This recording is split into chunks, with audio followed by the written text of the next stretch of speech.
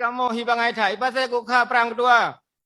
Babu tu nanggro. Nya tiba-tiba tak kaman nanggro mangak-mangak lemong rau ring ya cok asih kenan. Hang kemah kedua kan. Sama-sama beda alam tu kan. Kemudian masalah pilkada kedua. Lu rasa pemerintah Indonesia hanya pegak baik galak roy. Menjadi Aceh aturan kana pilkada 5 tahun siga, ya 5 tahun siga udah pejak. Menyawa orang yang 2017, orang yang 2022 harus pejak. Menyahan apa yang pegah, saya kita merupakan udah Aceh kan kau urung kasih nak. Hormat pimpinan dan anggota Dewan Perwakilan Rakyat Aceh dan mandu-mandu jajaran yang kamu hadir. Long singkat mentang mungkin. Yang phone. Long sepakat tak dengan Yang Mulia Tunku Raja di Kumangan. Appendiknya soal pasau. Dan yang payah dapat iksa bupa. Dan pada surat buat umum so siluman lagi dari di Begah Gunung. BML siluman tahun 2021 kerak kiamat hari ini. Yang kedua ketua mungkin yo kon ya protes tak tentang kedua.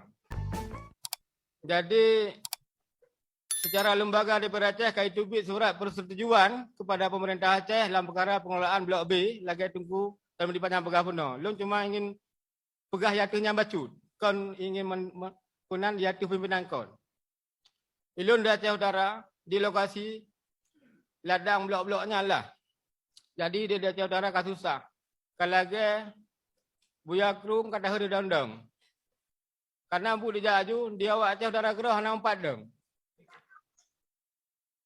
Jadi persetujuan lembaga atau lembaga atau ditanya pun sang DPR hana mediput apa yang bukannya pemerintah ajak sirau.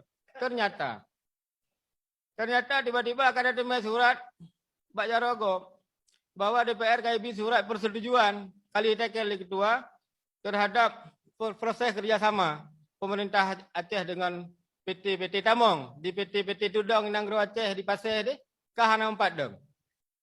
Jadi oleh karenanya Mbak IPK ikut pajuh ketua. Maka lu fikir suratnya pengen buat surat persetujuan awak terhadap pengelolaan Blok B dengan kerjasama yang kalian dibentuk Cina. Nya ada aja buat le taduk bersama le. Terlibatkan pemerintah tingkat 2 Aceh Utara.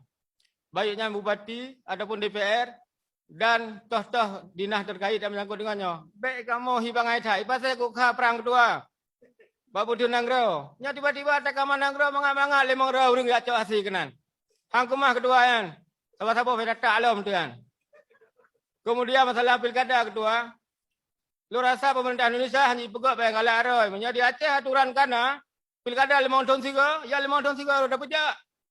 Menyawa orang yang 2017, orang yang 2022 harus pejak. Menyahan apa yang pegah, saya kita merupakan udah Aceh kan kau urung kasih nak. Jadi posisi Aceh lidame nyona kewenangan di yang kadi disetujui dalam perundingan, tah wewenang Aceh, tah wewenang Indonesia. Jadi boleh-boleh Aceh dikiran tanya pimpin Aceh, bina kewenangan Aceh karena itu dengan perang yang panjang. Gaduh di masa tanya umat kekuasaan dalam pemerintah Aceh. Nyaman tahu lu pengak urutan kedua karena terdalam sejarah engkau ikut pura-pura